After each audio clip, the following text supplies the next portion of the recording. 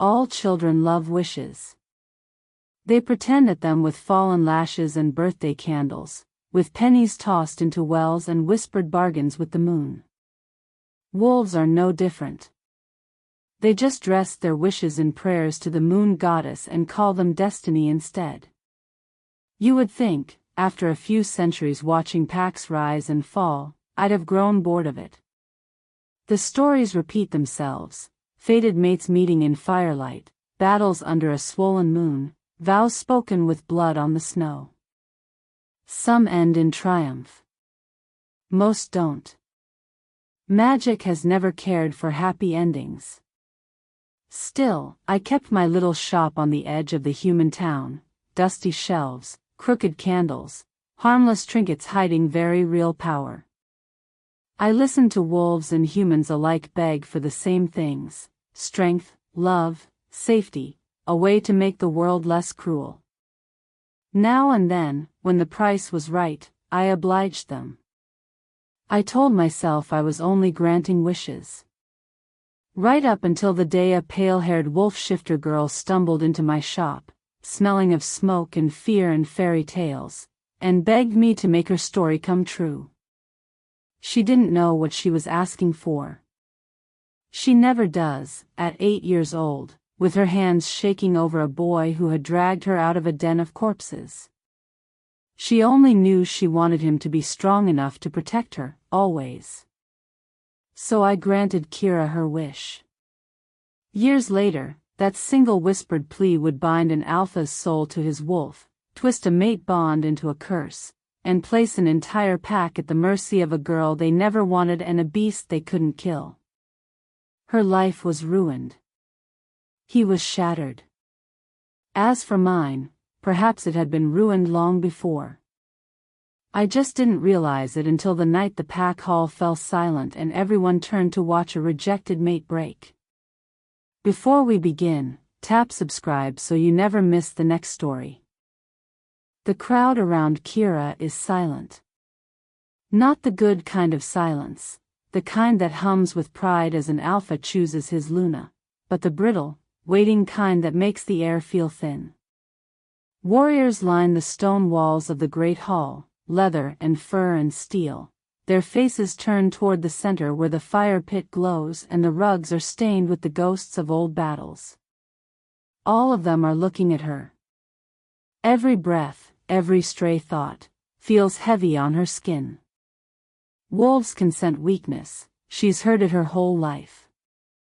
Tonight, wrapped in a simple blue dress that suddenly feels too thin, Kira is certain they can smell the way her heart is pounding itself to pieces. She straightens anyway. She will cry later, if she has to, behind the safety of her cabin door, where the snow can swallow the sound. Not here. Not in front of them. Not in front of him.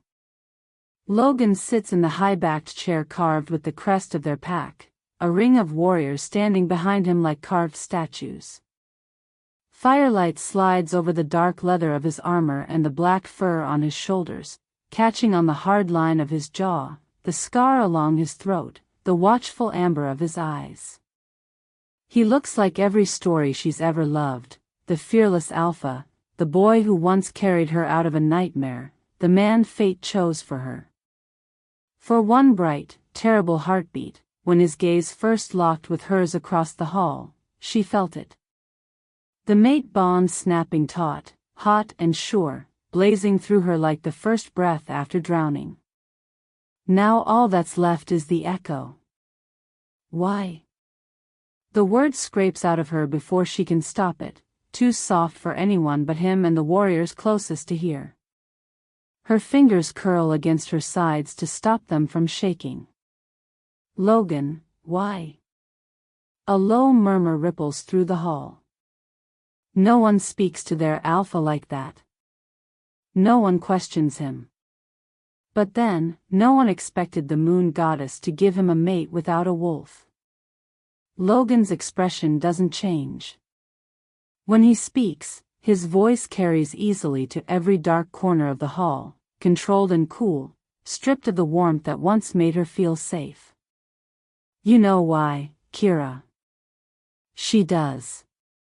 Or she's supposed to. A Luna is meant to lead beside her alpha, to shift at his command, to bleed and fight for the pack. Kira cannot even call a wolf to her skin. She is a liability in a blue dress, a flaw in the story he's meant to live. Still, her chest tightens, refusing to accept it.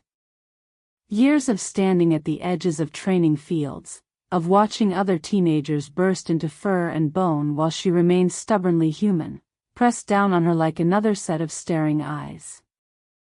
Logan has always belonged to a world of strength and certainty. She has always been the girl on the outside of the circle, watching. I am your fated mate, she says, and the words taste like a plea she didn't mean to make. That has to count for something.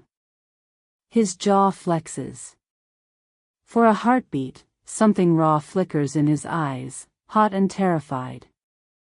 Then it's gone, sealed behind a wall of alpha steel.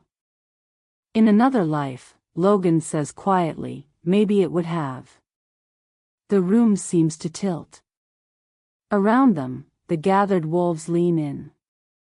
Some look pitying, some satisfied, some already shifting their weight as if preparing for the power vacuum they can feel yawning open. The snow hisses softly against the high windows, flakes catching in the lantern light as they drift past. He inhales, and she knows what's coming even before he speaks, because she's heard the words whispered in nightmares she never understood. Kira Hale, he says, each syllable a precise cut, I reject you as my mate. The bond tears. It feels like claws raking down the inside of her ribs, like the ground has dropped away and left her hanging over a cliff. For a moment, she doesn't hear the collective gasp of the crowd or see the way a few warriors exchange startled, hungry looks. All she sees is the boy who once wrapped his arms around her and told her she was safe, sitting on a throne of stone and firelight as if she's nothing but another problem to solve. She forces herself not to flinch. Not to fold. Not to give them the satisfaction of watching her break apart on the floor. Good, Logan says, almost under his breath. It isn't praise. It isn't kindness. But her foolish heart, still echoing with the ghost of the bond, snatches at it anyway, treacherous and aching. There was a time when that same voice had pulled her out of the dark and made her believe she belonged at someone's side. That belief started in blood and snow, long before she ever stood in this hall in a blue dress. On the night, an 8-year-old girl without a wolf watched her parents die, and an older boy named Logan carried her out of a den of rogues. That was the night Kira's story truly began. The first thing she remembers is the smell. Not blood, that comes a heartbeat later, but the sharp, rotting stench of wet fur and old meat, thick enough to coat her tongue. Then comes the sound, her mother's snarl cut off mid-breath, the crash of bodies against the cabin wall, the crack of splintering wood. Someone is screaming her name. Kira. Run. The door explodes inward. They pour through the gap like shadows made of teeth, rogues, muzzles red, eyes a wild, hungry yellow. Her father tries to shift, too slow, and a jaw closes around his throat.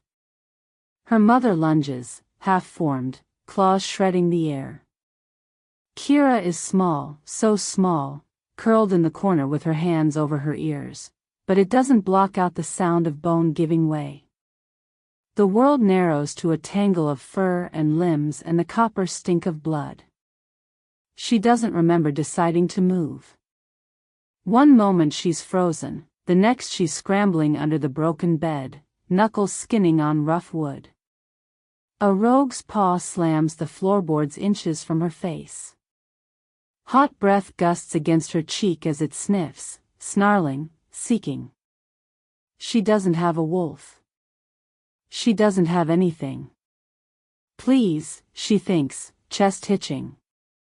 Please, somebody. The doorframe shudders again. A new wolf crashes into the room, a blur of dark fur and muscle, larger than any she's ever seen. It hits the nearest rogue like a falling tree, sends it flying into the far wall. Another follows, then another, warriors in their pack's colors surging in behind him. The dark wolf moves with terrible purpose, teeth and claws flashing. He takes a bite meant for one of the others, shoulder tearing, but he doesn't slow. In what feels like seconds and forever, the rogues are down, the cabin a ruin of overturned furniture and steaming bodies. Someone hauls the bed aside. Kira. She knows that voice. It lives in the safe parts of her mind, the parts with laughing training fields and warm bonfires.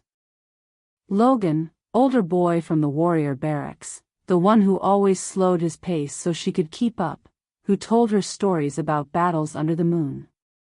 Except this isn't the Logan she knows. This Logan is bleeding, his human form still shivering with the echo of his wolf. There's a claw mark raking down his chest, another across his cheek. His amber eyes are too bright, too wild. Hey, he says, softer now, dropping to one knee. It's okay, Kira. I've got you. He reaches under the bed. She flinches at the sight of his fingers, still streaked with red, nails half shifted, not quite human. But there's nowhere else to go. With a sob, she crawls into his arms. For a second, she thinks he'll set her down. Instead, he lifts her easily, as if she weighs nothing at all, and turns his back on the carnage.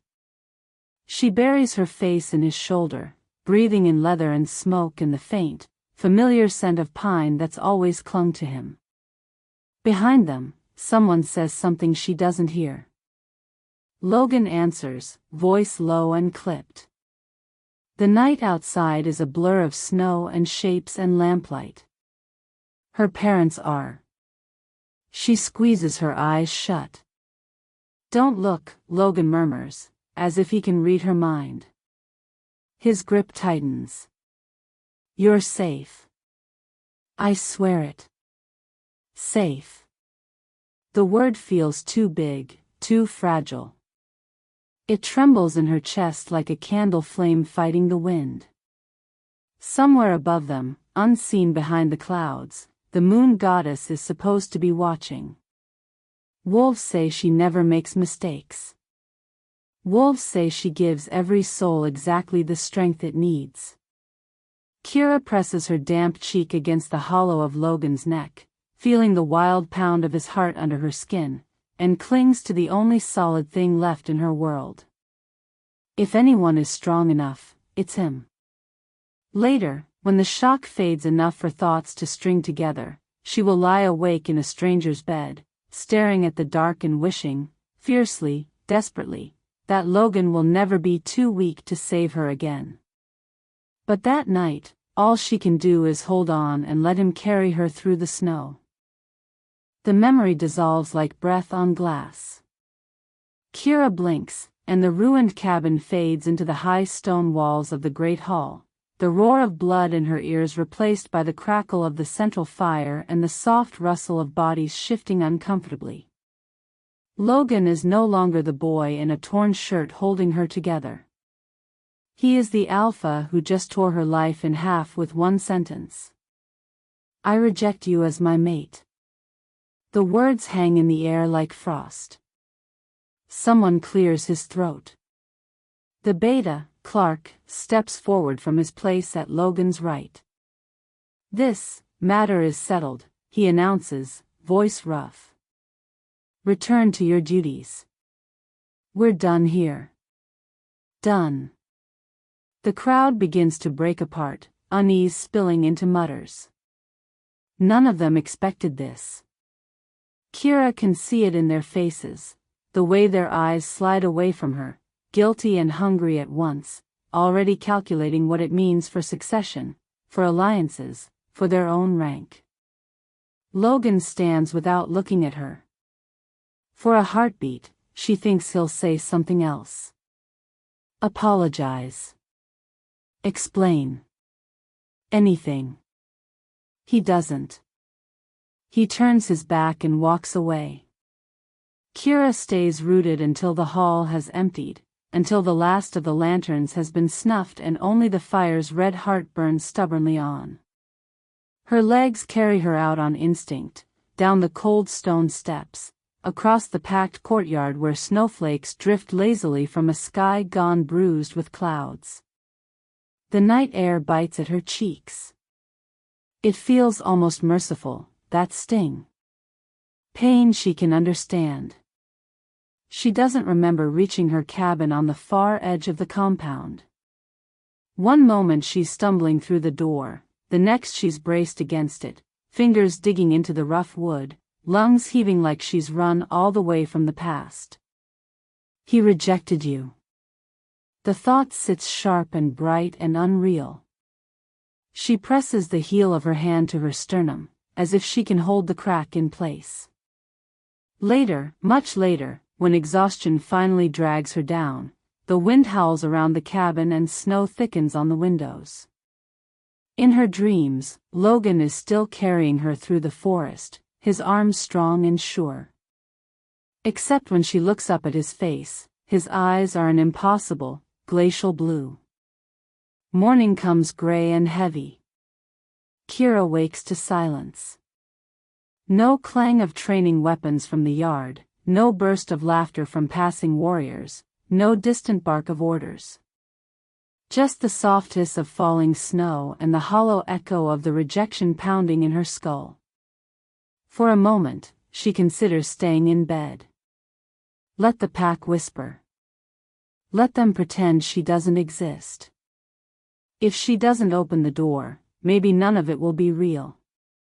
But then she thinks of the way Logan's voice had sounded when he spoke her name in the hall, not cruel, exactly. Controlled. And underneath that, something like fear. Something is wrong. The thought won't let her stay still. She dresses quickly, yanking on worn leggings and a wool tunic, her fingers clumsy on the ties. The air outside is colder than last night, the kind of sharp, dry chill that seeps through clothes and skin and straight into bone. Snow has already piled against the cabin steps, a clean white blanket disturbed only by a few early footprints. The main house looms ahead, its stone walls dusted with frost. Smoke curls from the chimneys in thin, nervous threads. Kira's boots crunch in the snow as she crosses the yard. Inside, the corridors feel abandoned. She passes warriors gathered in tight knots, their voices dropping when they see her. A pair of young wolves she once trained beside glance her way, eyes wide, then abruptly find the floor fascinating. No one stops her when she climbs the stairs to the Alpha's wing. Logan's door stands half open. Her knuckles hover a centimeter from the wood before she pushes it wider. The room is empty. Not just empty of him, empty of anything that suggests he was here at all. The bed is neatly made. The desk is bare save for a single, half-melted candle. The wardrobe door hangs ajar, showing smooth wood where rows of shirts and uniforms should be. Even his scent is faint, like smoke after rain. Kira's stomach drops. Logan? Nothing answers but the muffled sigh of the wind. She takes a few numb steps inside, looking for anything out of place, any sign this is a joke, a test, something. There's a scrap of torn cloth near the balcony door, dark against the pale stone. She stoops to pick it up. It's from the shirt he wore last night. The balcony doors are unlatched. When she pushes them open, a blast of icy air slaps her in the face. Beyond the railing, the forest stretches away in endless white, trees frosted and still. On the snow below, faint but visible where the storm hasn't yet covered them, are tracks. Not boot prints. Paw prints. Huge ones. Kira. She turns. Clark stands in the doorway, shoulders filling the frame, his usually neat brown hair mussed as if he's been dragging his hands through it for hours. He looks tired, lines etched deeper at the corners of his green eyes. "You shouldn't be in here," he says, but there's no real bite to it. "Where is he?" Her voice sounds strange, flat and thin. Clark's jaw clenches. "We don't know." She holds up the scrap of shirt. "His things are gone. His scent is faded." "I know." He scrubs a hand over his face. "We found tracks at the edge of the territory just before dawn. Big ones. Rogue, most likely. They led away from the compound." "Rogues took him?" she asks, incredulous. Logan is the strongest wolf she's ever seen. The idea that anyone could simply drag him off while the pack slept seems absurd. Clark hesitates a fraction too long. "That's one possibility." "What's the other?" "That he left," he says quietly. "On his own." The words punch the air from her lungs more effectively than any blow. "He rejected you," whispers the cruel voice in her head. Why would he stay? The balcony railing is cold under her hands. She grips it anyway. He wouldn't abandon the pack. Maybe not, Clark agrees. But something's wrong, Kira. He's not answering the link. We tried all night. There's nothing. His gaze softens, just a little.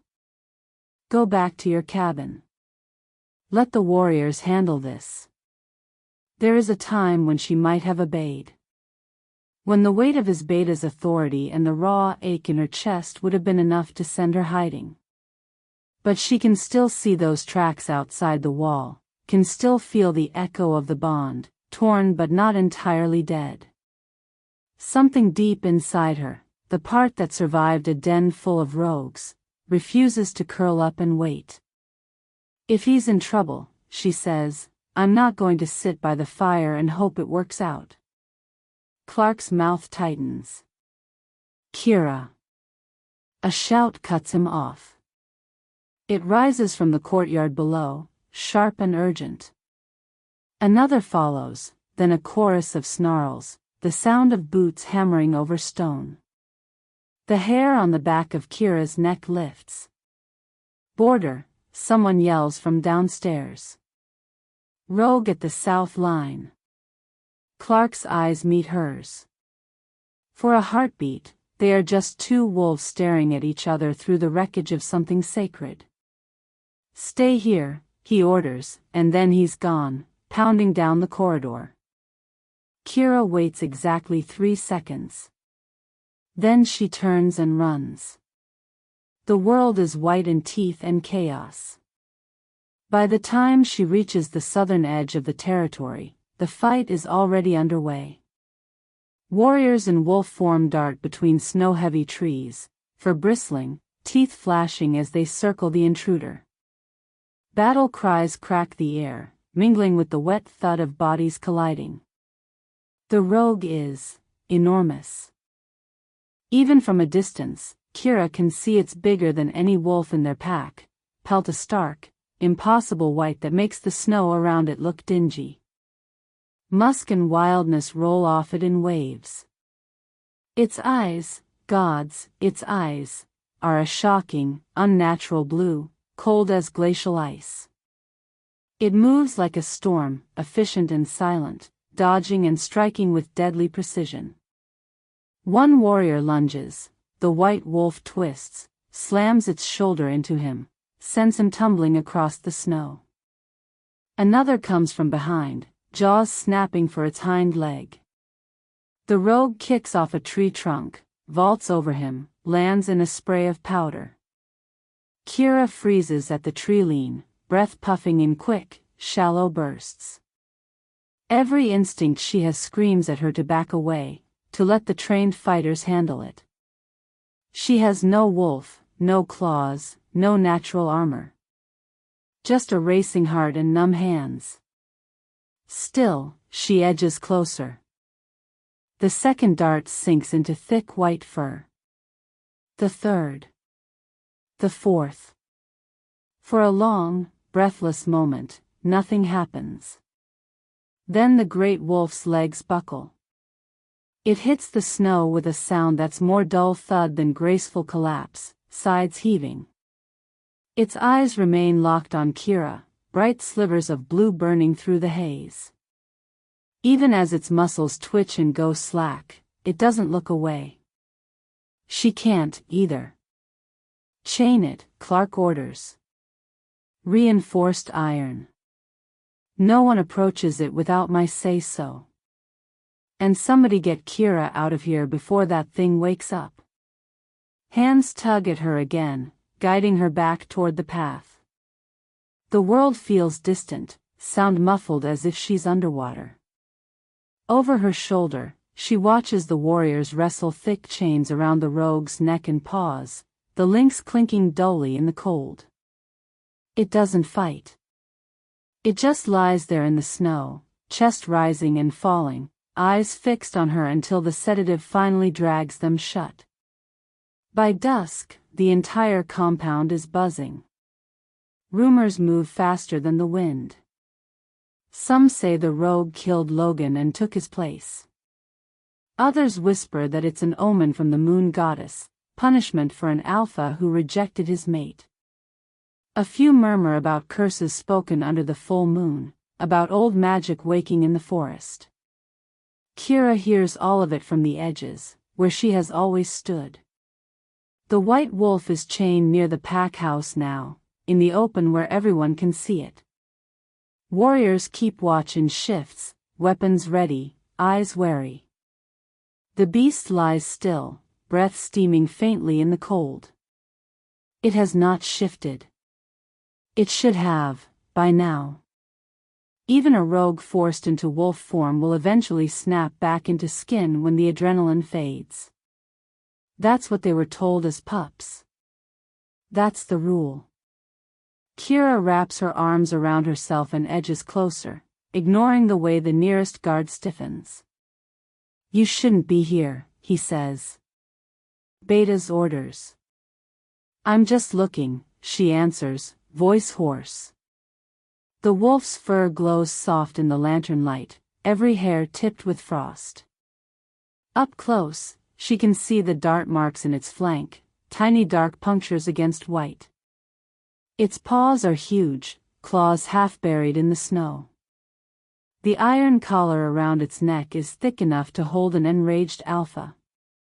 Its eyes are closed. That should make it less frightening. It doesn't. Has it tried to break the chains? She asks. The guard shifts his grip on his spear. No. Has it, snarled? Snapped at anyone? No, he says again, more reluctantly. Just, watches. When it's awake. Watches what? She doesn't have to ask. She already knows. She can feel it, like a weight at the edge of her thoughts. As if sensing her attention, the wolf stirs. Its lashes, if you can call them that, flicker. Then those glacial eyes crack open, slow and heavy. They find her immediately, as if she's the only shape in the world. Kira's breath snags. There is no rage there. No wild, feral hunger. Just a depth that makes her skin prickle, a strange, grounding focus she's only ever felt once before, standing across a training field, meeting Logan's gaze when he laughed and told her to try and knock him down. Her fingers curl into her sleeves. Back up, the guard mutters, stepping in front of her. You're making it agitated. It isn't agitated. If anything, the wolf goes even stiller when the guard moves, muscles coiling, attention sharpening not on the man's weapon but on the space between him and Kira, as if calculating how to close it. She takes a step back, heart thudding. It blinks slowly, a single snowflake catching on its lashes before melting into nothing. Logan is still missing. The pack is restless, their alpha bond frayed to the point of pain. Without his presence steadying them through the link, tempers snap more easily. Old grudges raise their heads. Every hour that passes without a word from him feels like another loose stone being kicked from the cliff's edge. Kira drifts through it all like a ghost. They avoid using his name around her now. It's as if they think the sound of it might shatter whatever fragile composure she has left. As if she didn't already feel shattered from the inside out. She finds herself back at the tree line as night deepens, lanterns turning the snow to patches of gold. The forest looms, dark and patient. Somewhere beyond those first ranks of trunks lies the place where the rogue crossed their border. Where Logan's scent vanished. Where enormous paw prints led away into the wild. Grief burns low in her chest, steady and hot. He rejected her. He may have left them. Those two truths circle like wolves of their own, nipping at any softer memory. And yet. When that white wolf looked at her, something in her had steadied instead of breaking further, as if a string she hadn't realized was hanging loose had pulled taut again. No one is coming to offer her answers. No one ever has. Kira glances back at the compound, the guards at their posts, the chained wolf lying like a fallen star in the yard, the pack milling in uneasy clusters. They see a girl without a wolf, rejected and irrelevant. Fine. They don't have to see what she is in the forest. Inside the small cabin, her bow waits above the hearth, string oiled, arrows fletched by her own hands over long, quiet winters. Human training, not wolf instinct. Hours spent tracking deer prints through snow while the others practiced shifting. Learning to read broken branches and disturbed moss instead of indulging in the easy certainty of scent. She slips inside, shoulders squared, and takes the bow down. The wood fits into her palm like an old friend. She checks the string, tests the draw, selects a quiver of arrows. Her hands have stopped shaking.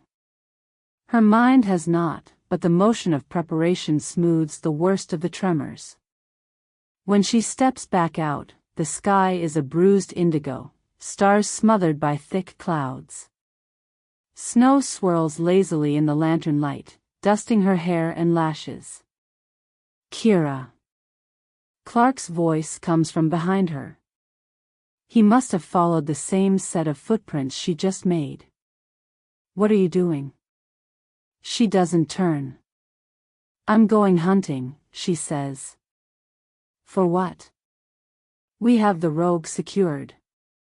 We have a rogue secured, she corrects. Her gaze fixes on the dark gap between the trees, the endless white beyond. Logan's gone. Something dragged him out into that forest or drove him there. That wolf appears the same night, strong enough to throw half the patrol, but it doesn't kill anyone. It protects me. That doesn't make it safe. No, she agrees. But it makes it connected. He exhales, the sound weary. You're not a warrior. You don't even have a wolf, she finishes for him. Yes, I'm aware. The familiar sting doesn't land as deeply this time. Maybe she's run out of places to bruise. She finally turns to face him. You have patrols. You have politics to manage while the pack panics. Let me do this. I'm good at tracking. You know that. If there's something out there tied to Logan, I'll find it. He looks at her a long moment, eyes searching her face for something. Fear, perhaps. Hesitation. When he doesn't find it, his shoulders slump. If you're not back by dawn, he says quietly, I'm sending a team after you. And I swear to the goddess, if that wolf lays a fang on you. It won't, she says, surprising herself with the certainty in her voice. She doesn't know how she knows. She just does. Clark mutters something under his breath that sounds suspiciously like a prayer and steps aside. The forest swallows her in 3 strides. Snow muffles her footfalls. The cold bites at any exposed skin, turning her breath to small storms in the air. Between the trees, the world is hushed and watchful, branches heavy with white. Somewhere far off, an owl calls. The rest is silence. Kira pulls her hood up, adjusts the bough on her shoulder, and follows the faint scars in the snow where enormous paws once pressed. The pack thinks a monster tried to claim the alpha's rejected mate. She intends to prove them right, or find out what truth, wrapped in fur and frost, is stalking the edge of their world. Behind her, the lights of the compound fade. Ahead, only the endless white and the promise of teeth remain. And somewhere out there, in the heart of the winter-dark woods, a pair of glacial blue eyes opens and turns toward the sound of her footsteps. The hunt has begun. Snow swallowed her footsteps. Branches bowed under its weight, heavy and silent, forming a tunnel of white and shadow around her. The only sounds were the soft creak of trees and the faint whisper of wind threading the needles. Kira moved through it like a ghost, bow in hand, breath shallow, eyes tracking every broken twig and sunken print. The hunt had begun. The rogue escaped the very first night. By dawn, the chains near the pack house lay coiled and empty in the trampled snow, the metal bent as if something enormous had simply stood up and walked away. No one could explain it. Half the warriors swore they'd been watching the whole time. The other half insisted they must have looked away for a heartbeat, and in that heartbeat, the white wolf was gone. The pack cursed and panicked. Patrols doubled. Traps were set along the borders. Kira slipped between all of it. At first, she hunted only near the edge of the territory, following the deep gouges of paws through the snow. The prints were strange, too deliberate, never crossing scent-heavy paths or predictable routes, as if the beast knew where warriors would patrol and chose to glide just outside their nets. She learned quickly. She tracked the way she always had, reading the lean of trampled grass under the snow, the angle of snapped twigs, the faint drift of disturbed powder along the wind's path. Wolves followed scent. Kira followed decisions. Where would she go if she were strong, smart, and trying not to be caught? Up there, she thought one afternoon, squinting up at a thick-boughed pine. By dusk, she was perched along one of its branches, flattened against the trunk, bow braced beside her. The cold bit through her layers, numbing fingers and toes, but she stayed. The humans in nearby towns might call this poaching. For Kira, it was practice, except now the deer she used to target could tear her in half. Hours passed. The moon rose silver and distant. Just when she began to think she'd misjudged, a pale shape slid between the trees below. The white wolf moved like mist. For something so massive, it barely disturbed the snow. Its fur glowed faintly in the moonlight, each step measured. It paused under her tree, head tilting, nostrils flaring. Kira held her breath. She could have taken the shot. From here, the angle was perfect. She'd felled elk from farther. Her fingers twitched toward the bowstring. The wolf lifted its head slowly, as if listening to something she couldn't hear. Then those glacial eyes turned upward and found her in the branches as easily as if she'd been standing in full view on the forest floor. Kira's lungs seized. For a heartbeat, they just stared at each other, hunter and hunted, though she no longer knew which was which.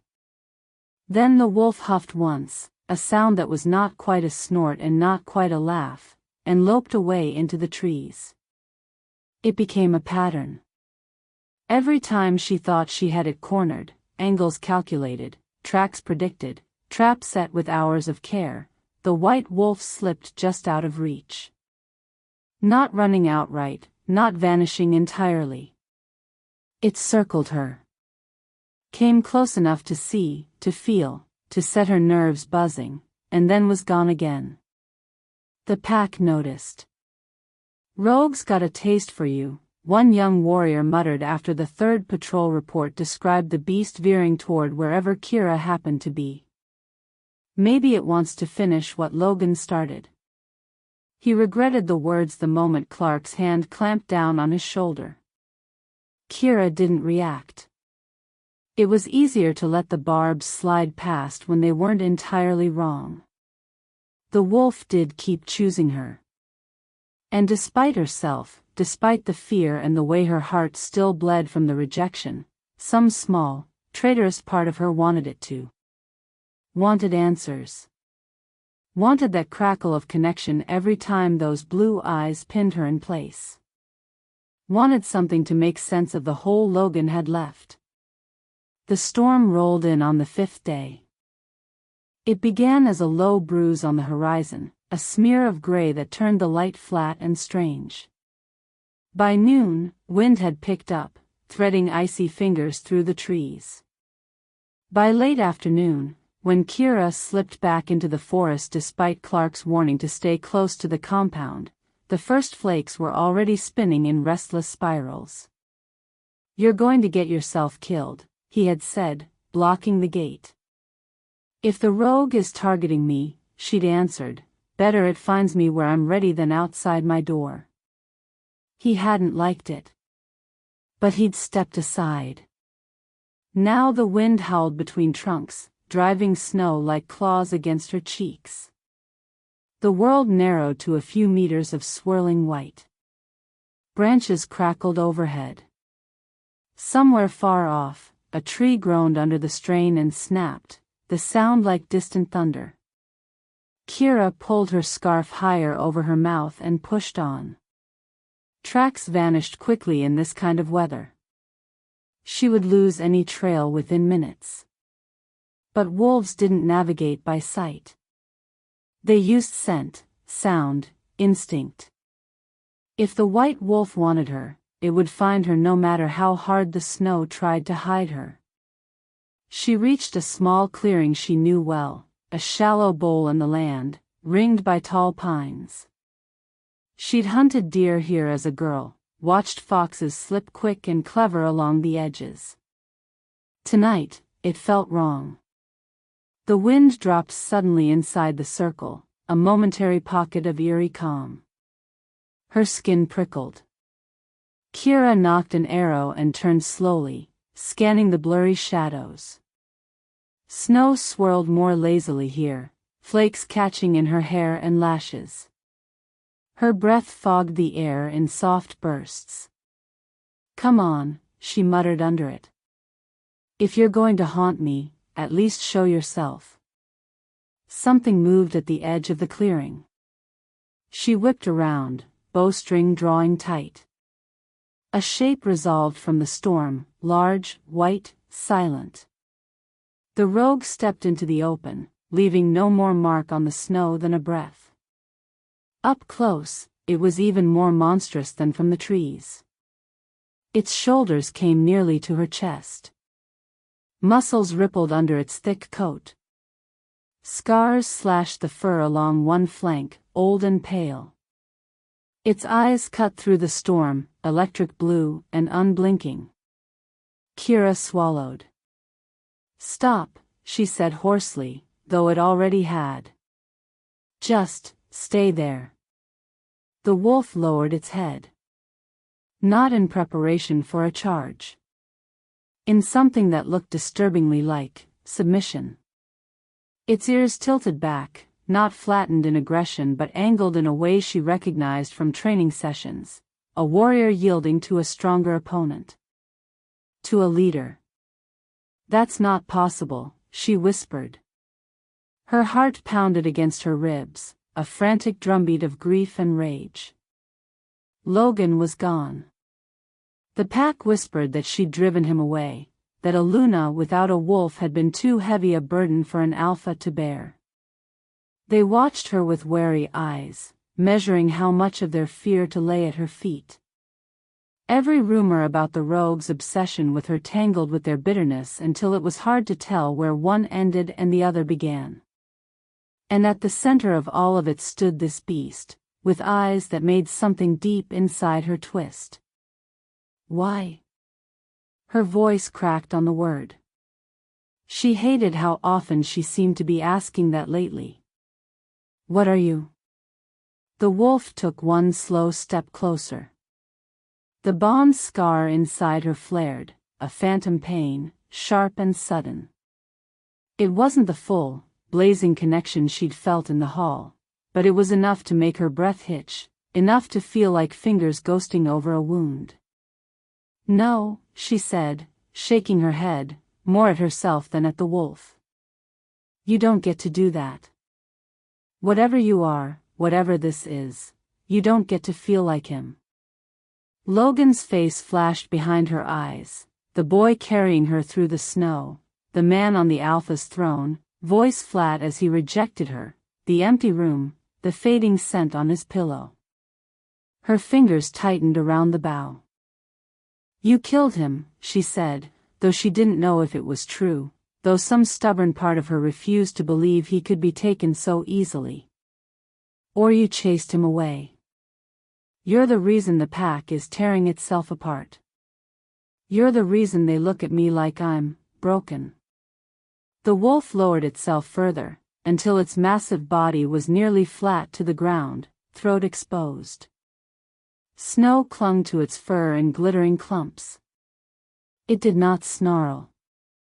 It did not growl. It simply offered itself. Something broke. "Do something," she whispered, pleaded. "Attack. Run. Give me a reason not to do this." The wind picked up again, whipping her hair around her face, driving needles of ice against any exposed skin. The wolf's ears flicked once, as if in apology. It did not move. Kira drew in a ragged breath.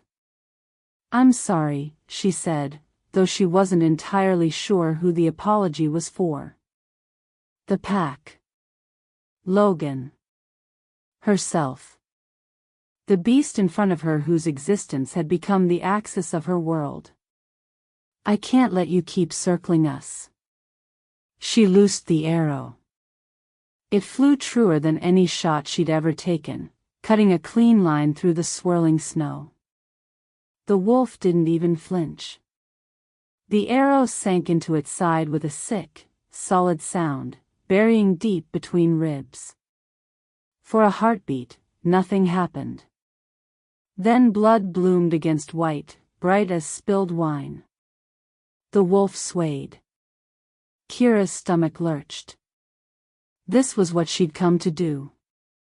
What she'd told herself, over and over, needed to be done. And yet watching that massive body tremble, watching those impossible blue eyes stay locked on hers even as the strength leached out of them. She took a stumbling step forward. "Wait." The wolf collapsed. It hit the snow in a spray of powder, legs folding gracelessly, a low sound rumbling from its chest that might have been a whine. The storm seemed to hush around them, wind dropping to a dull murmur. Kira's bow slipped from numb fingers. "No," she whispered, knees buckling as she fell beside the beast. No, no, no. It was still breathing. Shallow, shuddering pulls of air, each exhale sending up a small cloud of steam. Blood seeped slowly around the arrow's shaft, staining the snow. She pressed her hands to the wound, instinct overriding everything else. "Hold on," she said, as if it could understand. "Just, hold on." The wolf's eyes fluttered. Moonlight broke through the storm. It lanced down through the swirling snow, a single shaft of cold silver that hit the clearing like a thrown spear. It struck the white wolf's body and the world changed. Fur rippled. At first, Kira thought it was a trick of the light. Then she felt it under her palms, the strange, unsettling roll of skin and muscle, as if something beneath the surface were trying to claw its way out. Bones shifted. The shape under her hands shrank and lengthened at once, angles changing, spine arching. She jerked her hands back, scrambling away on all fours. The wolf's muzzle twisted. Its front legs bent the wrong way, joints cracking. Fur thinned, drawing into the skin as if being sucked down a drain. Claws curled, nails retracting, paws narrowing into hands. Kira's breath tore out of her in a harsh, disbelieving gasp. The beast's body convulsed once more, and then the wolf was gone. A man lay in the snow where it had been. He was naked but for the blood across his skin, muscles trembling with each shallow breath.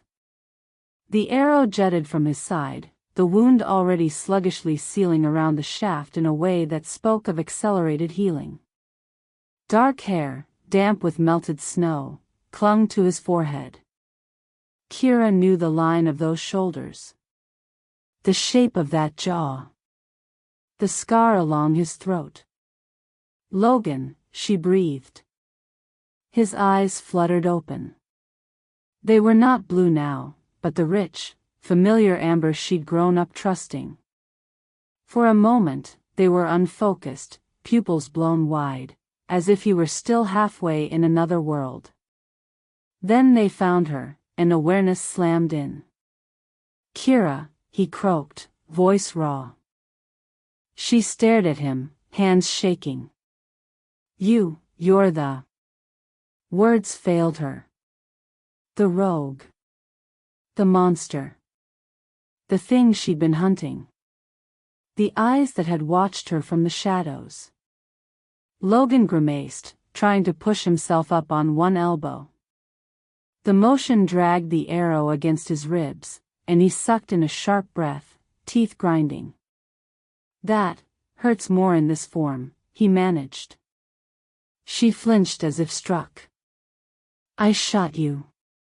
"Still a good shot," he said faintly, a ghost of old humor flickering and dying in his expression. Low enough to miss anything vital. The storm swirled around them, suddenly distant. "You're the white wolf," Kira whispered, the pieces finally clicking into place with a sickening lurch. "You've been, since the night you rejected me and vanished, you were." "Not myself," he said. The attempt at a shrug turned into a wince. "That's one way to put it." Questions clamored for space, accusations, too. "Why did you leave? Why didn't you tell anyone? Why did you reject me if you were only going to circle back like a ghost?" They tangled in her throat until all that came out was, "What happened to you?" He opened his mouth, and choked. Not on blood. On something invisible and violent. His back arched, muscles straining as if pulled by hooks from the inside. His eyes went wide, then glassy, as if looking at something just behind her. A low, animal sound tore from his chest. "Logan?" Kira lunged forward, catching his shoulders. His skin was hot under her palms, shimmering with fever. Logan. Don't, his voice broke, words shoved through clenched teeth. Kira. Back. She didn't move. His fingers convulsed, nails lengthening, skin along the back of his hands rippling as fur tried to break through. His jaw strained, teeth sharpening at the edges. It was as if his body were being dragged, inch by inch, toward a shape it didn't want but couldn't resist. I can't, he gasped. Hold, long. Terror licked up her spine. Hold what? Form, he ground out. Human. It's broken. The next shift hit like a wave. His face twisted, bones popping beneath the skin. She felt his shoulders change shape under her hands, the width of him expanding, tendons and muscle rearranging in a grotesque ballet. Fur exploded along his arms. His scream dissolved into a howl halfway through. Kira was forced to let go as his body surged, lengthening, limbs warping. She scrambled back, snow stinging her palms where they hit the ground. In moments, the man was gone, buried under a mass of white fur and raw power. The wolf stood where Logan had been, chest heaving, eyes blazing blue again. Kira, she whispered, though she knew it was pointless. The wolf blinked. For a heartbeat, she saw him, really saw him, behind those eyes. Terror, yes, and pain. But also recognition.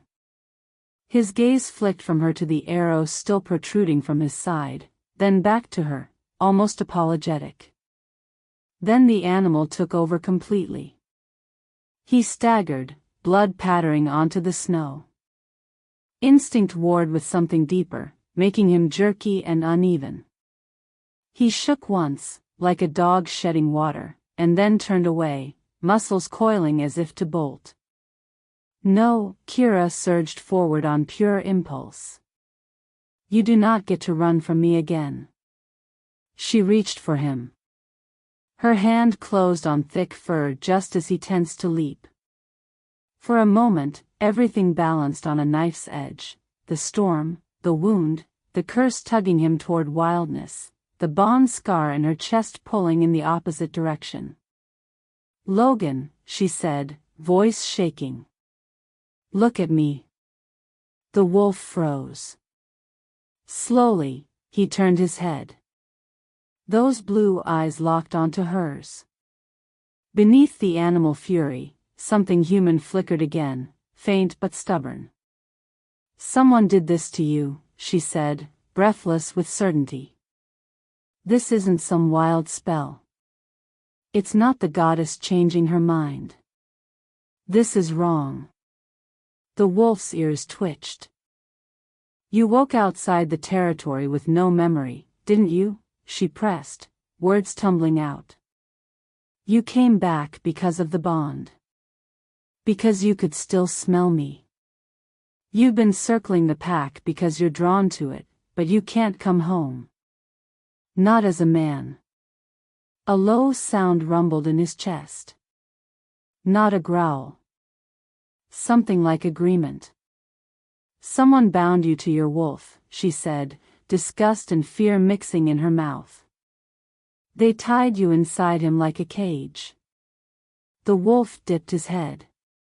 Her throat closed around a surge of emotion. I'm going to fix it. He jerked, as if the idea itself hurt. I don't know how yet, she admitted, fingers still fisted in his fur.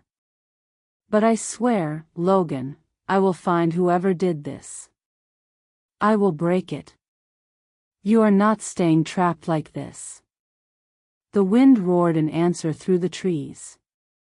For a moment, the great white wolf simply stood there, bleeding and breathing and staring at her as if she were the only fixed point in a world gone skewed. Then he lowered himself clumsily to the ground, legs folding under him. He put his massive head in her lap. Kira's breath hitched. She froze, fingers hovering over his ears. Slowly, carefully, she let her hand rest against the curve of his skull. Warmth seeped through her numb gloves, through her skin, all the way to the cracked center of her chest. "I've got you," she murmured, echoing an old promise spoken in another lifetime. "This time, I've got you." They did not go back to the pack that night. The storm made sure of that. Visibility shrank to nearly nothing, and Logan, wolf or man, could barely stand without wobbling. Kira patched the wound as best she could, breaking the arrow's shaft and easing it free when he managed to shift back long enough for opposable thumbs. The curse fought her. Every time he tried to stay human, his muscles locked, skin crawling with invisible hooks. He managed a few ragged sentences in fragments. Woke, outside the ridge. Naked. No memory from the hall to there. Wolf, doesn't, let go. Holds, body. I, drown. Magic. Not pack. Old.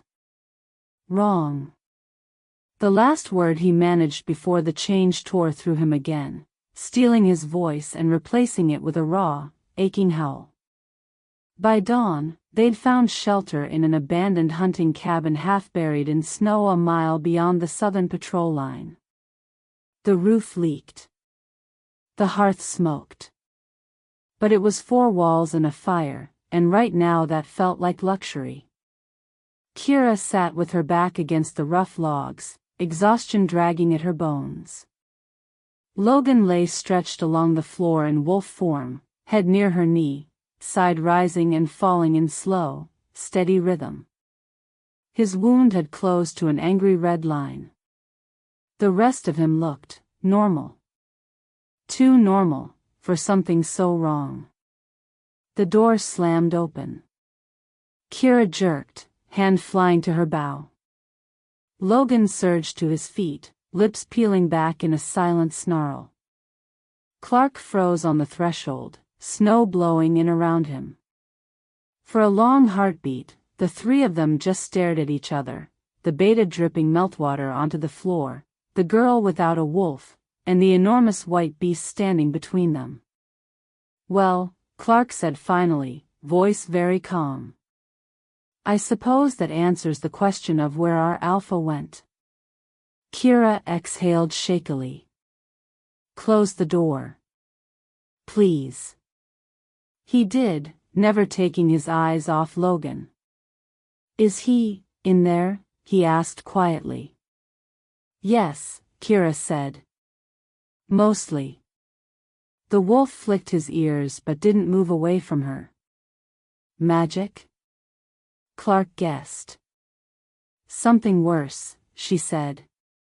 "A curse." He swore softly under his breath. They talked in low voices while the storm battered the cabin.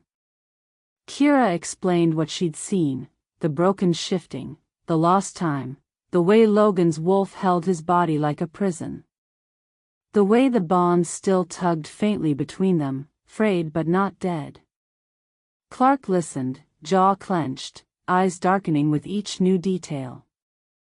"We can't let the pack see him like this," he said when she finished. "Half of them will panic. The other half will decide it's their chance to challenge. We also can't pretend he's gone," Kira snapped, sudden anger flaring bright. "He's here. He's fighting. We owe him more than leaving him to rot in a cabin." "I know," Clark said, sharp. Then he scrubbed a hand over his face, weariness bleeding through.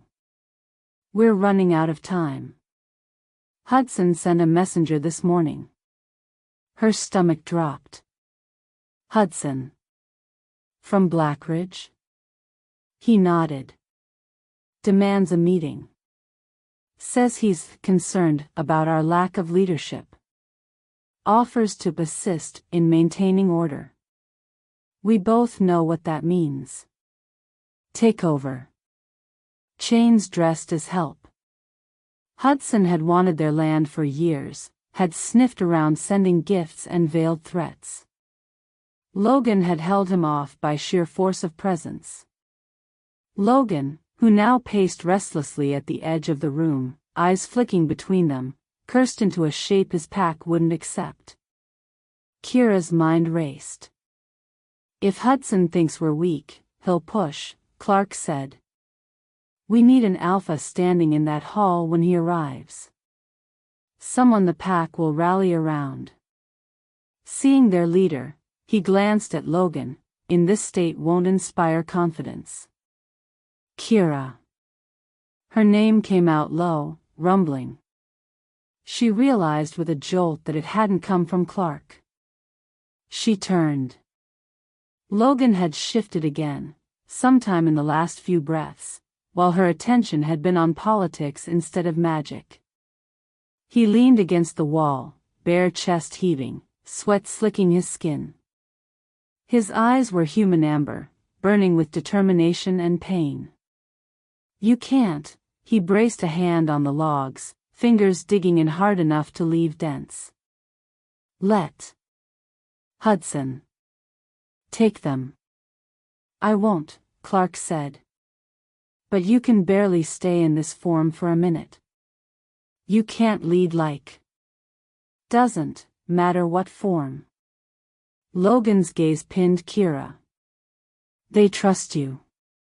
She blinked. No, they don't. They will, he said. You walk into that hall. Claim mate's right.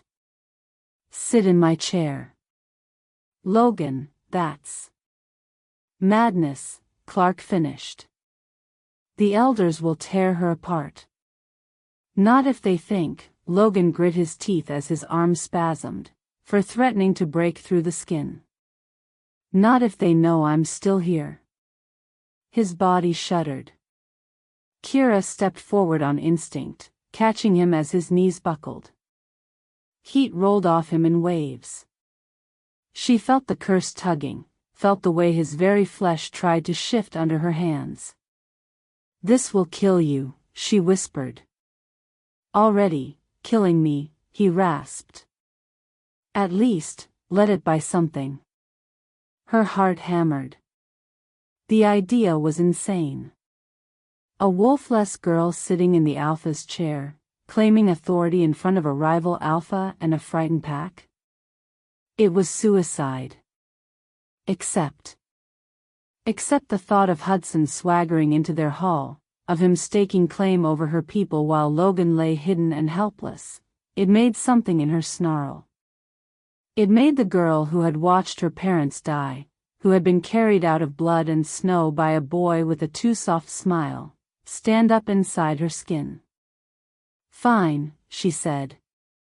Clark stared at her. Kira. We don't have another choice, she said, gently lowering Logan as his muscles finally gave and the wolf surged back to the surface, ripping his human shape apart. She kept talking over the sounds of bones shifting, because if she stopped she might never start again. If they see a vacuum, they'll fill it. If they see weakness, they'll pounce. But if they see an alpha, they'll follow, Clark finished reluctantly. Logan, now fully wolf once more, pressed his massive head against Kira's hip. His eyes met hers, blue and burning. Will you stand with me? She asked softly. It was more than a question about a meeting. It was a question about everything, about the curse, the bond, the line they were about to walk between salvation and disaster. The white wolf straightened. He stepped forward and bowed his head, not in submission, but in a promise. Then he moved to her side, tall and terrible and beautiful, as if he'd always belonged there. Kira laid her hand in his fur. Then let's go home, she said. The cabin door creaked open. Snow hissed in. Side by side, the girl without a wolf and the cursed alpha trapped in one, they stepped out into the storm, toward a pack on the edge of collapse and a hall where an empty chair waited to see who dared claim it. Snow followed them home. By the time Kira and the white wolf crested the last rise, the pack compound was a cluster of lantern-lit shapes half buried under drifts. Smoke curled from chimneys. Voices carried thin and sharp on the air, dozens of them, all crammed into the great hall. "They're meeting," Kira murmured, breath fogging. "Deciding whether to roll over for Hudson." The wolf at her side rumbled low in his chest. It wasn't quite a growl. More agreement than threat. Kira squeezed a handful of his ruff. "Then we'd better give them something else to talk about." The council chamber blazed with firelight. Elders filled the long tables, gray heads bent over tankards and hastily unrolled maps. Warriors lined the walls, arms folded, faces tight. At the far end, the Alpha's chair sat empty before the great hearth, fur cloak draped over its back like a molted skin. Clark stood near it, shoulders squared. "Hudson will expect an answer," he was saying. "If we stall, he'll take it as weakness. If we refuse, he'll come with force. Without Logan too." "Without Logan," Elder Merrick cut in, "we have no Alpha. We are exposed. A temporary surrender of authority might preserve lives. Blackridge knows how to stabilize a pack. By gutting it," someone muttered. Kira heard none of the rest. She stood just inside the open doors, snow melting in her hair, bow still slung across her back. Her heart beat hard enough to shake her bones. Every instinct screamed at her to stay in the shadows, to be small and quiet and take whatever the pack decided. She stepped forward anyway. "I have an answer for Hudson." Heads turned. The chamber stilled in slow ripples. Clark's eyes widened. "Kira." She walked past him. Each step toward the empty chair felt like stepping into a story she had no right to touch. Heat from the central fire licked at her cheeks, the gaze of the gathered pack burned hotter. They saw a girl in torn leathers, hair tangled with snow, no wolf at her back. They did not see the beast waiting just outside the doors. "I am Logan's fated mate," she said, voice steady despite the tremor she could feel in her knees. "Bond or no bond, rejection or not, the goddess chose. He is not dead. He is not gone. He is fighting." A ripple of disbelief moved through the room. "That's not how it works," Merrick snapped. "He rejected you. The bond is broken." "Funny thing about bonds," Kira said. "Sometimes they don't listen." Soft scandalized gasps. Clark shot her a look that was half warning, half reluctant admiration. "Kira, this isn't." "I claim my right as his mate," she said, cutting across him, louder now. Her voice bounced off stone. "Until he can stand here himself, I will stand for him. I will answer Hudson. I will hold this pack." For a heartbeat, there was nothing. Then laughter. It exploded from one of the younger warriors, a sharp bark he failed to smother. Another snorted. Someone at the far table rolled their eyes so hard she almost heard it. The wave of mockery swept through the hall, corrosive and familiar. "A wolfless Luna," one scoffed. "What will she do, scold Hudson into retreat? We need teeth, girl, not fairy tales. She thinks sitting in that chair will grow her a wolf?" The words bounced off her like hail. They still stung. But Kira had walked through a blizzard with a cursed alpha at her side. She had put an arrow through the heart of the monster that haunted their borders and found the man she loved bleeding in the snow. This laughter was nothing. She put her hand on the back of the Alpha's chair. "Mock me all you want," she said quietly. "But you're forgetting something." The doors behind her slammed open. The sound cracked through the hall like thunder. The wind rushed in, carrying a swirl of snow and the wild, electric scent of something not to be trifled with.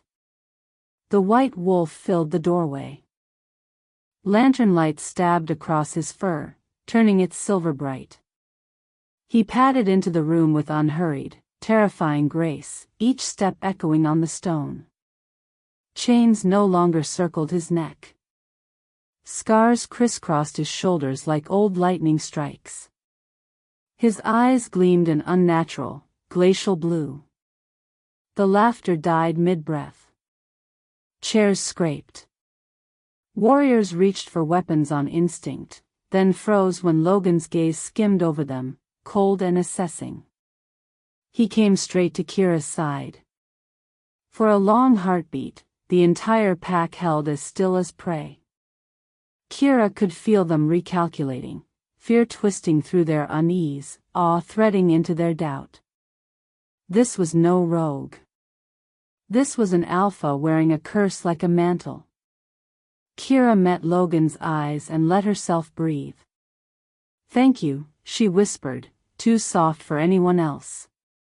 He dipped his head once, then turned to face the room, planting himself between her and anyone who might think to challenge.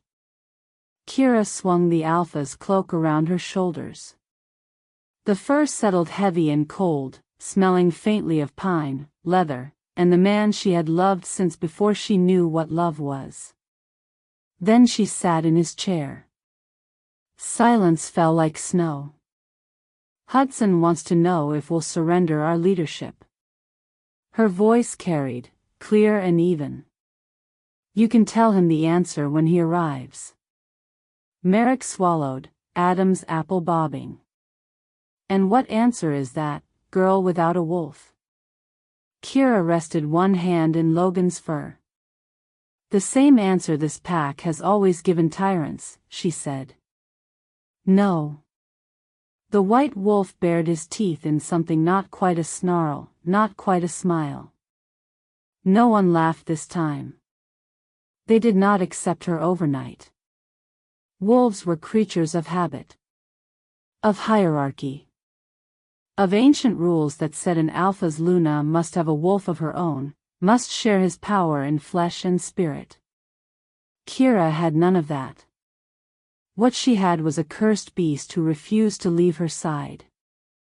On the first night, she slept in the Alpha's room solely because Clark insisted it would look weak if she slunk back to her cabin. The mattress felt too soft. The walls felt too close. Every creak of the old timbers sounded like a challenge. Logan paced until dawn. Wolf form, always wolf form, as if any attempt to hold on to his human shape here at the heart of his pack would break him. He moved between door and window, claws clicking on stone, ears flicking at every sound. When her nightmares dragged her back into the den where her parents died, his muzzle nudged her awake, breath warm against her neck. At some point, she stopped pretending she was only there because of appearances and simply curled up with her back against his side. His heartbeat thudded steady under her cheek. "Still here?" she'd murmur into his fur. His tail thumped once in reply. Days blurred. She held councils with elders who flinched every time Logan's head turned too quickly. She negotiated patrol routes with warriors who refused to meet her eyes but watched the wolf like a storm on the horizon. She listened to fear dressed up as strategy, to thinly veiled attempts to undermine her. Every time someone raised their voice at her, Logan's growl rolled quietly through the room. It was a low, warning sound, not enough to be called an actual threat, but enough to make offenders pale and remember their manners. The first time an ambitious warrior tried to storm out mid-argument, Logan blocked the door with his body and stared until the man sat back down. "You're terrifying," Kira told him later, scratching idly behind his ear. "I appreciate that." He huffed, affronted, then leaned his massive head into her hand harder. They developed a strange language of touches and glances. A brush of fur against her knee when he disagreed with a proposed patrol pattern. A bump of his shoulder against her hip when she'd forgotten to eat. The way his weight settled just a fraction closer when Hudson's messenger arrived at the gates with another smugly phrased offer. Tradition said a Luna without a wolf was nothing. Reality said the girl without a wolf went nowhere without a predator's shadow glued to her side, and that tended to change how people talked to her. Slowly, reluctantly, the pack bent. Warriors stopped flinching every time Logan's claws clicked on stone. Pups started daring each other to sneak up and touch his tail. He pretended not to notice, but his eyes always softened when they did. Elders learned that arguing too loudly earned them a cool blue stare that made their next words more careful. Hudson delayed any open move. He sent letters instead, heavy with threats dressed as worry. Kira answered them with clipped, polite refusals signed, acting alpha, on behalf of Logan Kane. Every time she wrote the title, something twisted in her chest.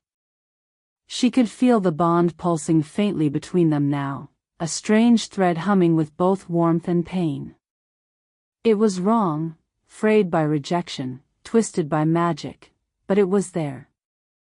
Growing, even, in ways it had never had a chance to before.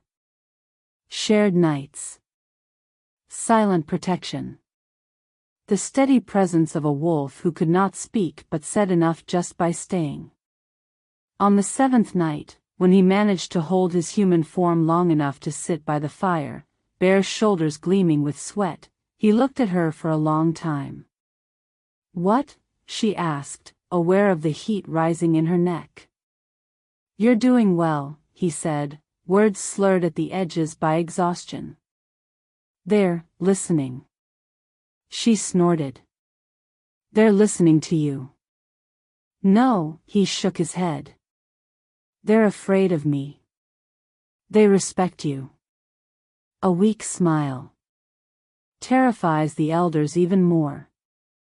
Her chest did the stupid aching twist again. A moment later, his muscles seized and the curse dragged him back under. Fur burst along his arms. His eyes flared blue. But the warmth of the compliment lingered like an ember, even after she was once again resting her hand on the neck of a beast. It would have been easy to stay like that. To pretend that leading a pack with a cursed alpha at her side could be enough. That they could build a life out of stolen moments between shifts, out of soft touches and the unspoken knowledge that their bond had survived the worst. But every time Logan staggered in the middle of a patrol, body buckling as the wolf seized control, she saw the fear behind his eyes. Every time he woke snarling at shadows, not remembering how he'd gotten there, she felt the edges of his sanity fraying. If she didn't find a way to break the curse, there might not be anything left of him to save. Which meant finding the man who had told a story about a wolf-shifter girl and ruined 3 lives with a wish. The human town crouched in the valley like a nest of lights. Kira pulled her hood low, keeping her face shadowed. Wolves rarely moved openly among humans. Rumor and horror stories frayed easily into hunts. Tonight, she felt every pair of eyes on the narrow streets. Her hand kept drifting to the knife at her belt. Logan couldn't come with her. They'd barely made it to the outskirts before the press of human sense, metal, oil, too many bodies crammed into too little space, set his wolf on edge. He'd paced the tree line, hackles high, eyes crazed. For both their sakes, she'd left him there under Clark's watch, massive white shape ghosting between the pines as she walked down alone. The shop looked exactly as she remembered from stories. A narrow door wedged between a bakery and a tailor's, drowned in the smell of old paper and older magic. The sign above it was little more than a warped plank carved with symbols most people would write off as decorative. No one loitered near it.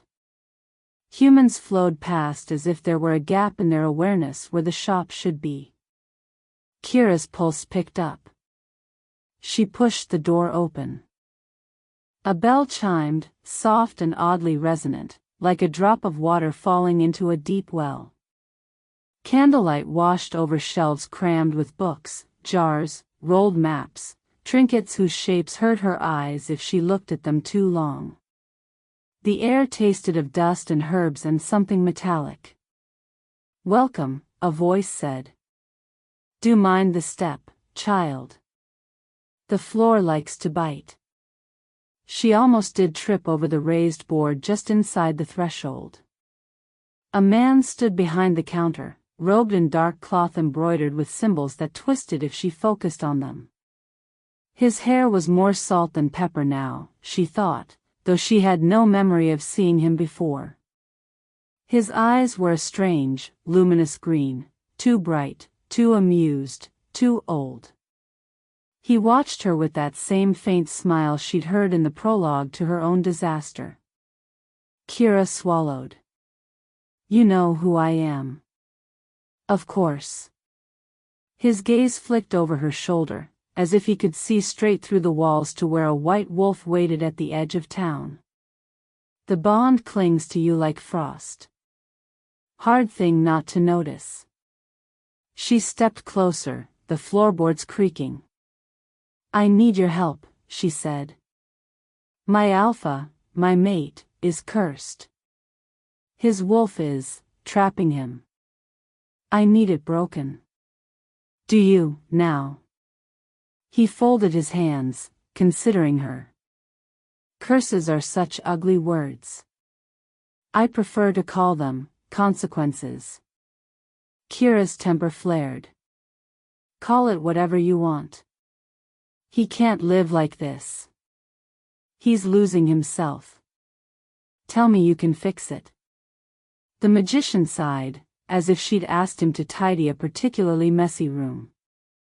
"Fix is another ugly word. Nothing is ever fixed.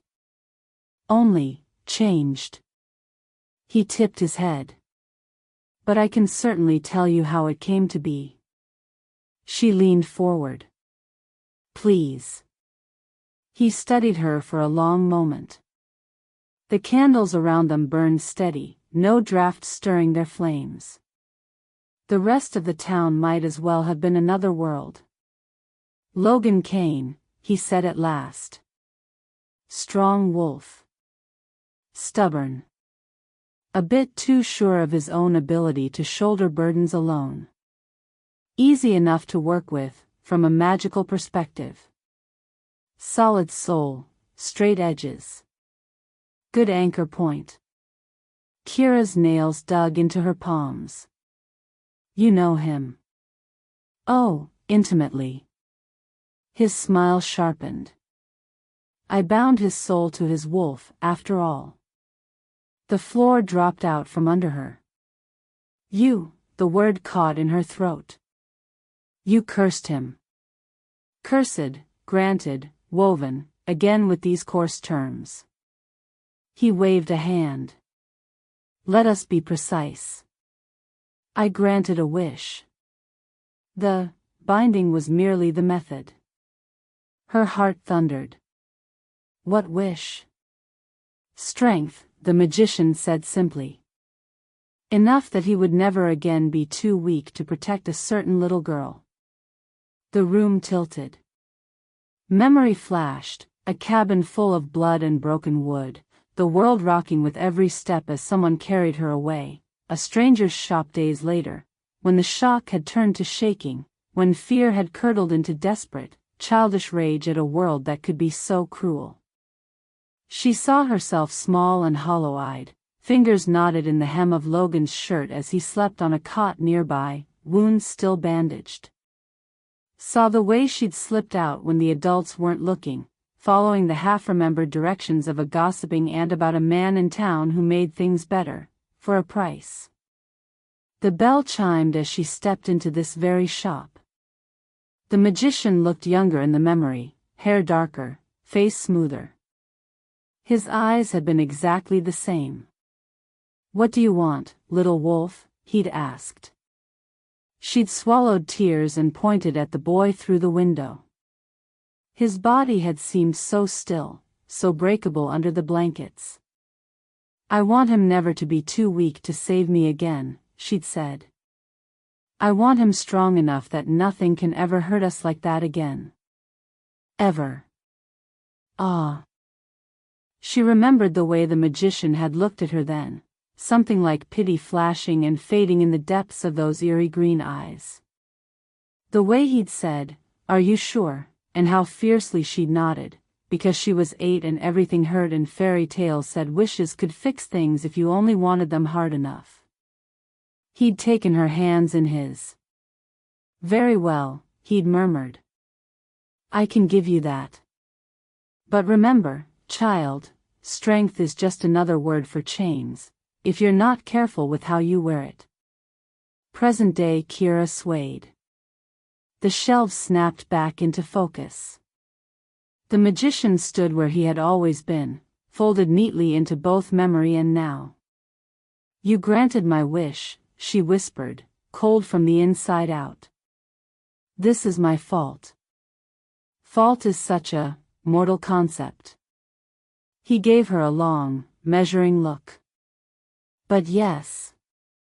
To give you what you wanted, I had to make sure your alpha would never again be separated from the part of himself that could protect you.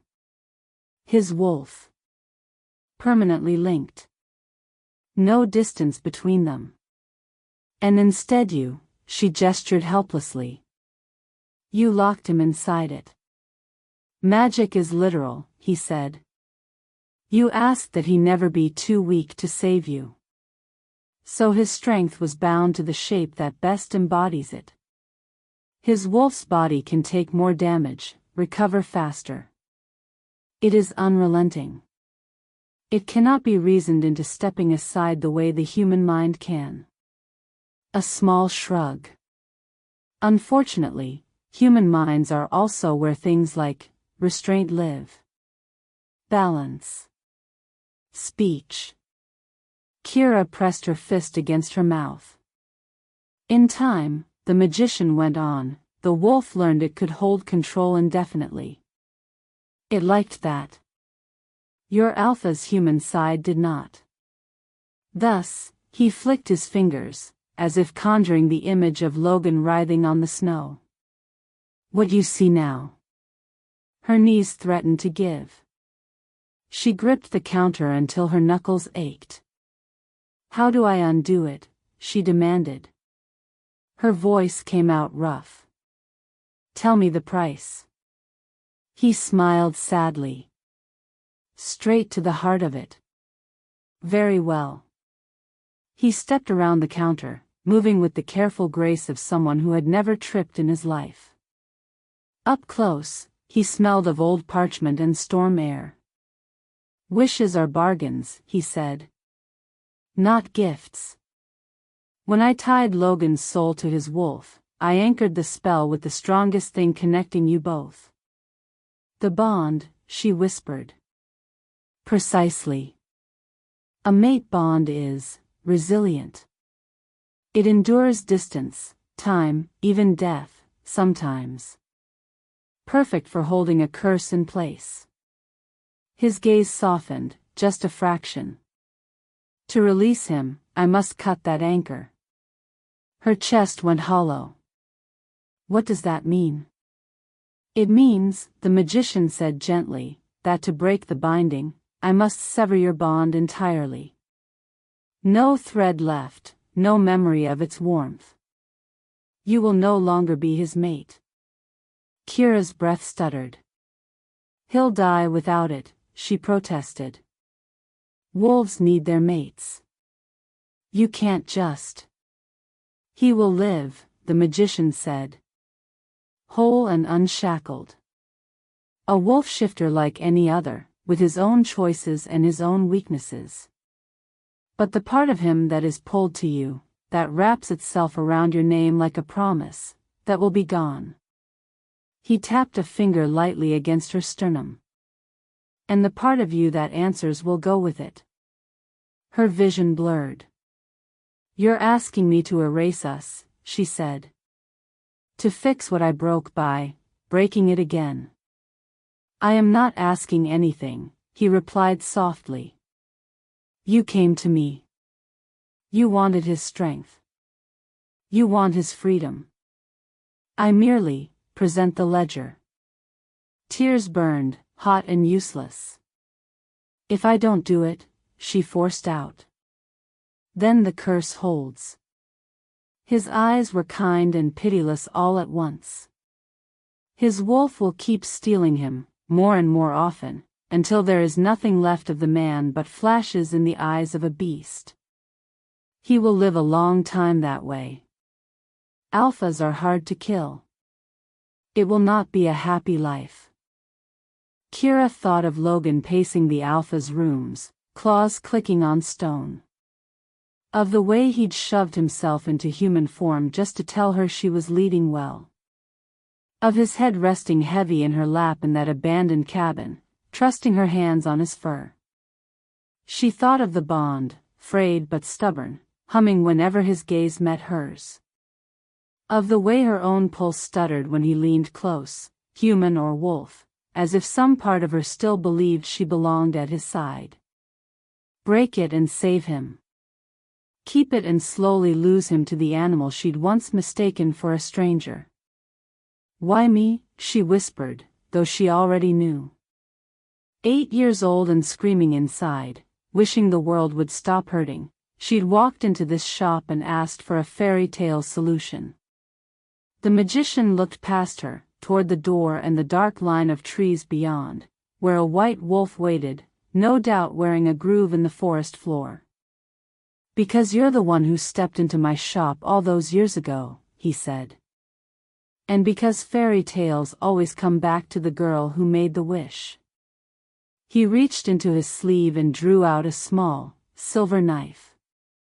It gleamed coldly in the candlelight, blade thin as a promise. When you decide, he murmured, placing it on the counter between them, bring him here. I will do the rest. Or throw it into the river on your way home, and accept that some stories end with wolves and not with princes. Kira stared at the knife. Her hand itched to grab it. Her heart screamed to fling it across the room. Both impulses came from the same place, a love that had grown in the shadow of a curse, twisted but real. What would you do? She asked, hating how small her voice sounded. The magician's smile was tired. Child, if I were wise enough to answer that, I'd have stopped dealing in wishes centuries ago. She picked up the knife. It felt heavier than it had any right to. Outside, beyond the town, she could feel Logan like a distant heartbeat, pacing the tree line. Waiting. Trusting her to find a miracle. Kira closed her fingers around the hilt. Break the bond and free him into a life where she was a stranger. Keep it and watch him drown slowly in the wolf that was supposed to be his strength. There were no right answers here. Only prices.